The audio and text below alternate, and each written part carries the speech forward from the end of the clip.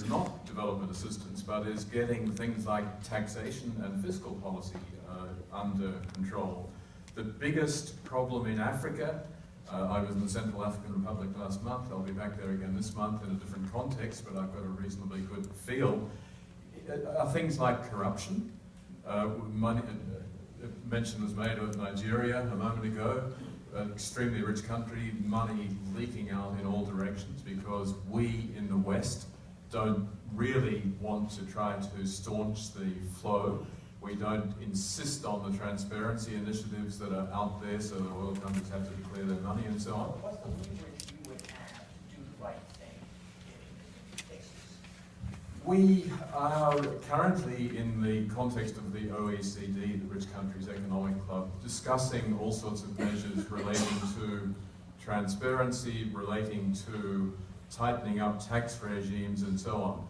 Both the United States and the European Union are very reluctant to go all the way.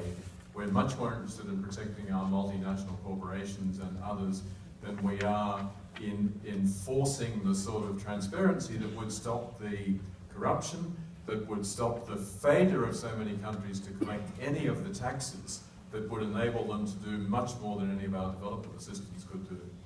Is any kind of assistance to badly governed countries, to corrupt countries, is that a waste of money, no matter what the form is? Because unless it's a decently governed country, it's just going to be this way. This is a question I'd be happy if anybody would like to address, because I think we really, we have to figure out what good can the United States do in the world and where. Well, I would say yes. I think one of the great innovations in international social policy has been the MDGs, the Millennium Development Goals, which are now being replaced or going to be followed on with the Sustainable Development Goals. And the conditionality of aid in return for, aid in return for changes and policy things was something that was kind of revolutionary back 15 years ago. It was seen as a cold-blooded and hard-hearted approach, and it's worked very well. And I think we have learned that sort of unrestricted aid is usually not, to governments that don't do good things with it, is not a helpful thing for anybody and breeds a kind of reaction. I think in terms of the answers to the public or what they will support, I think they have to be very pragmatic. The American public is not stupid. They don't like being talked down to. They're not manipulated easily with emotional appeals. They want competence.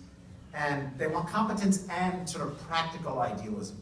And in terms of the language we can use, I was reading a piece, there's an interview in the Atlantic, this current issue, I shouldn't talk about another publication, but it's true, with Bill Clinton.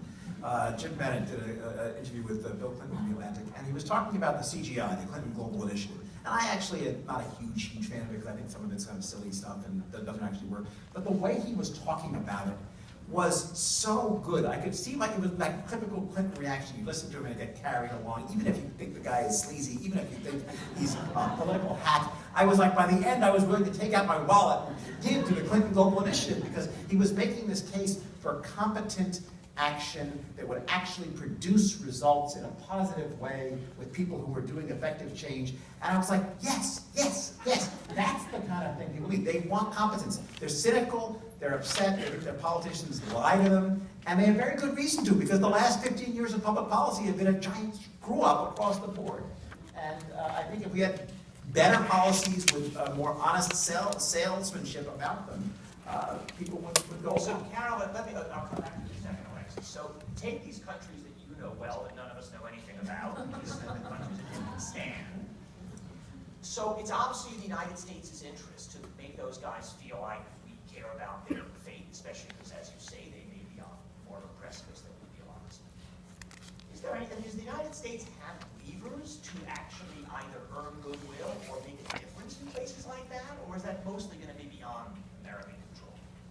I mean, I think if we look at sort of Central Asia, I think the United States sort of had more interest maybe in the 90s, but if we, for example, just look at the last decade, I think it's, China's footprint is all over Central Asia. I mean, they are, they're funding pipelines, they're all over across, the 5 Central Asian countries. They have given tremendous amounts of money, some of them loans for oil, loans for natural gas. So it very much looks like China's neighborhood. very much so, much more so than it did, for example, in the 1990s. And that's true The of United Africa, States right? There was had more Chinese investment in Africa was tiny in the 1990s. Now it's 100 times the size. I mean, is that a soluble problem? China is going out untrammeled. It has an enormous amount of capital at its disposal. It loves to build big things, dams, railroads, stuff like that. The Chinese like that. Dictators like that. How does the West compete with that? Well, I mean, I think it kind of goes back to your other question. Do we need to compete with that? I mean, this is China's sort of neighborhood. It makes sense that China would invest in Central Asia. I mean, the region is very rich in natural resources. China needs those resources. It's in terms of for energy security, it's easier for China to get oil from Kazakhstan than it is to get it from Nigeria. They don't have the same sort of marine, in terms of maritime issues to deal with. But I don't think that the United States should completely disengage, but I think our soft power in the region has very much diminished. And it's very much Russia and China. Which would be what? I mean, that means more diplomatic outposts, or what's the kind of soft power that we used to have that we don't have and that we should have? We used to do much more in terms of funding non-governmental organizations. We used to have, I think, just a better reach and sort of, we did more in terms of diplomatically, and I think that, over the last 10 years, we have sort of, our sort of space in the region has changed, and partially it is a result of, of Afghanistan, and the United States has, had bases in the region, in Uzbekistan and Kyrgyzstan, and, some of the, I guess, actions on part of the United States that we no longer have those bases, and, so China is very much sort of, in terms of looking at that region, China's sort of in terms of, and I think it's also important to note, and this goes back to also the way that China sort of deals with countries in Africa, is that they're not asking a lot of questions. So the idea is that most of this region is very authoritarian. In terms of rule of law, does not really count for very much. Freedom of the press is kind of non-existent. And China doesn't ask any questions, and we do.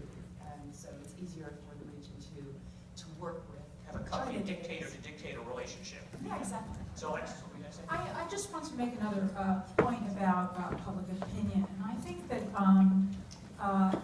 we're looking ahead 10 years. And I think one thing that we can't underestimate is generational change.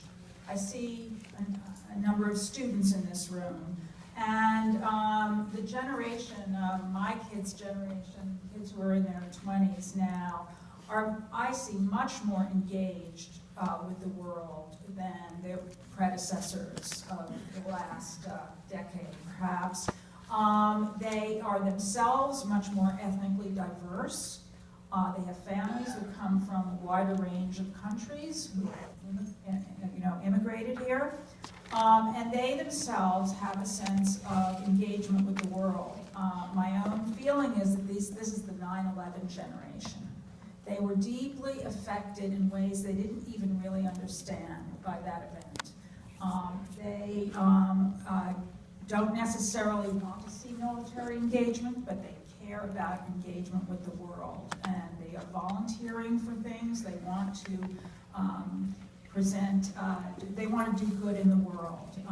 And I think that that is something that may affect the ways in which we talk about these issues going forward, and in ways in which we talk about these issues that don't necessarily involve military solutions to global problems. I want to ask Alexis one more thing about that question. So there's now all sorts of forms of social media intermediated engagement. There are these organizations like Avaz, where what you do is you basically check a box and say, yes, I think we should ban whaling or something like that.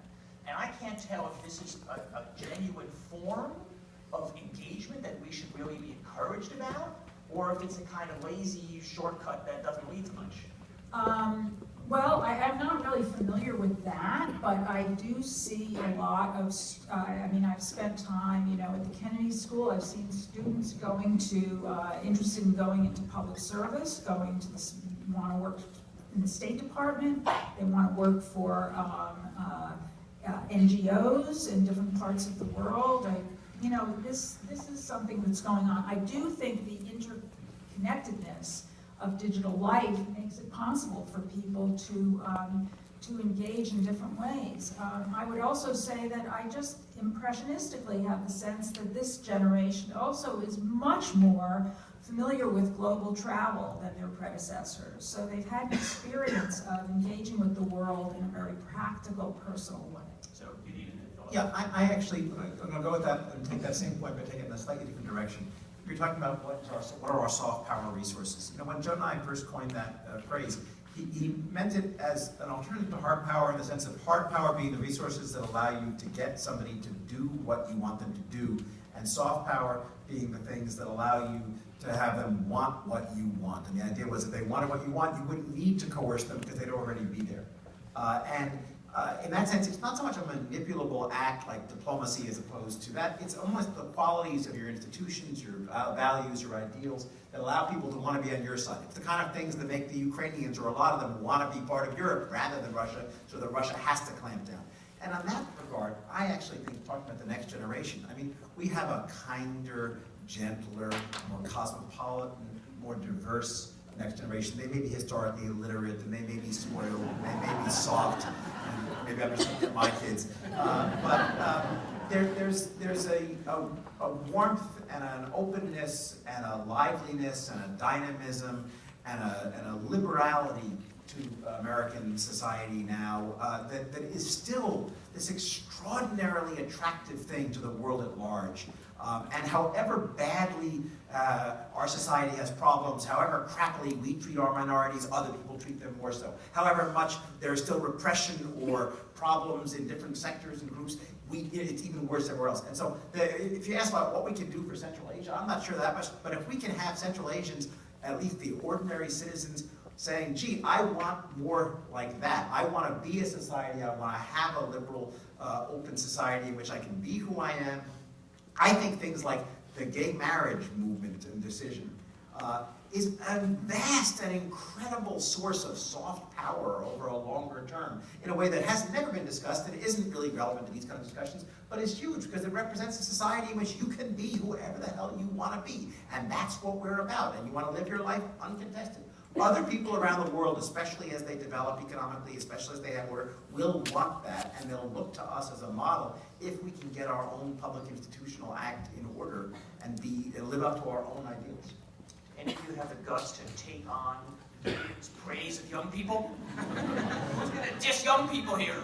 So Philip. Just to come back on I suppose on Gideon's opening theme and pick up on a couple of the other comments on information technology and this being the future and so on. You mentioned a vase. It's a classic example of something that I actually find quite worrying. A vase doesn't stand for anything. There's no underlying values that they support per se. They support popular movements. They try to amplify popular movements. So I participated in the climate change march, which a vase was pretty key in. What did they demand? Nothing. Action about climate change. They take all of the, and so one of the things that I worry about is that a lot of the social media and so on that we put a lot of faith in and we think this is really going to transform the future is not necessarily transformative in fact, even though it might be in process. And then to go back to the traditional mainstream, I don't know why Bill is still writing. It's beyond me, because his comment a moment ago was, oh, media, you know, everyone can write now. There's no point in us really thinking we're going to have a big impact. I disagree with that, because I think that my dearly beloved compatriot, Rupert Murdoch, has made an enormous difference in the world through what he has done with the media and is still doing. And I think that then links back to where Gideon finished, but in a not quite a throwaway line, but he didn't really develop it big time, and that's the whole inequality thing that we're not doing anything about. And the inequality that we're sitting and watching grow and grow and grow in this country, but also in many other countries, is very much linked to the power of the media and the distortion of the news that's getting across and the opinions that are being promoted. And I think they remain incredibly influential. Well, so